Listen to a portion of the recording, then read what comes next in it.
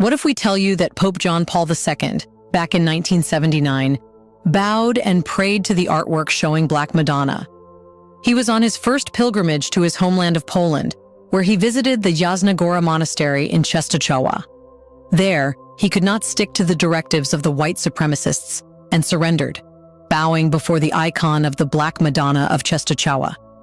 It's because he knew inside that the Virgin Mary and Jesus were black. However, it was later said by white supremacists that the icon of the Virgin Mary did not portray her as black. Rather, the storm had tempered the icon. It was a petty excuse, as a storm needed to be miraculous to turn the religious icons in Spain, Italy, Russia, and Ethiopia into black. But since then, they have carefully ensured nobody talks and knows about the Black Madonna and all other icons representing the Virgin Mary and Jesus Christ as black. So what should you know about the hidden history of Black Madonnas and Black Jesus that is changing Christianity and divinity completely? Welcome to a new episode of Black Afric Diary, a channel where we talk about Black African history, culture, arts, and civilization. It's a place where you will see the real picture of Black Africa, its stories, and the events defining it. In this episode, we will tell you about the untold history of Black Madonnas they tried to hide. Let's get started.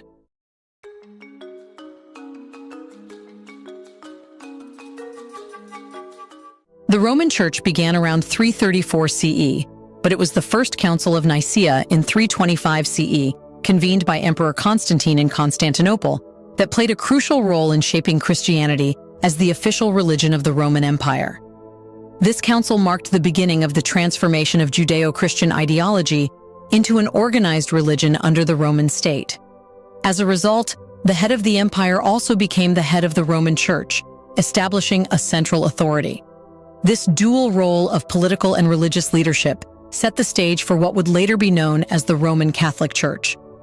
Following the fall of the Western Roman Empire in the 5th century CE, the Eastern Roman Empire, or the Byzantine Empire, continued to wield significant influence. The Church assumed a more prominent role, culminating in the formation of the Holy Roman Empire in the 6th century CE. The Church's leadership eventually transitioned to the Pope, while the Emperor in Byzantium retained political control. This duality is exemplified by Emperor Justinian, who ruled during a devastating plague that nearly whipped off Europe's population. By the 15th century CE, the representation of key religious figures had undergone significant changes. Michelangelo's depiction of the crucified Rabbi Yeshua, Jesus, portrayed Jesus with distinctly Caucasian features. Leonardo da Vinci's The Last Supper similarly illustrated Jesus with long hair